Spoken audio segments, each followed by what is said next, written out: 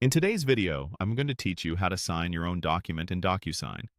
If you need to sign a PDF, contract, or form without sending it to anyone else, this walkthrough will show you exactly how to self-sign from start to finish. First, head to the DocuSign website and sign in to your account. Having your file ready on your computer or in a connected cloud drive will make this quick. PDFs work best, but common formats like Word are supported too. Once you're in, look for the Start button and choose Sign a Document.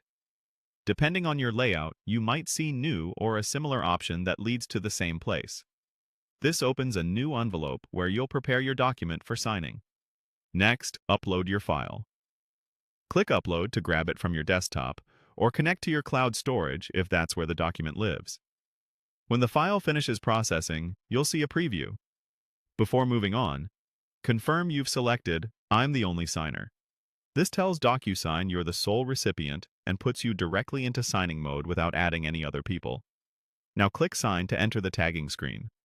This is where you place the fields that belong on the document.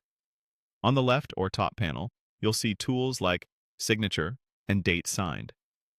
Drag the signature field to the exact spot where your signature should appear. If your document needs a date, drag the Date Signed field to its line. It will automatically fill in today's date when you finish. You can also add other fields the document requires, such as initials or name, but only include what your form actually calls for. When you place your first signature, DocuSign may prompt you to adopt one. You can choose a pre-styled signature or draw your own, then confirm. After adopting, click the signature tag on the document to apply it. Use zoom controls to line things up neatly, and make sure no fields overlap text or margins.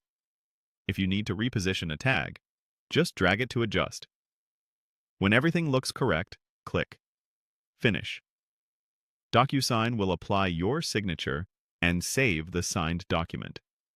You'll see a confirmation screen where you can download a copy immediately, and the signed file will also be stored in your DocuSign account for easy access later.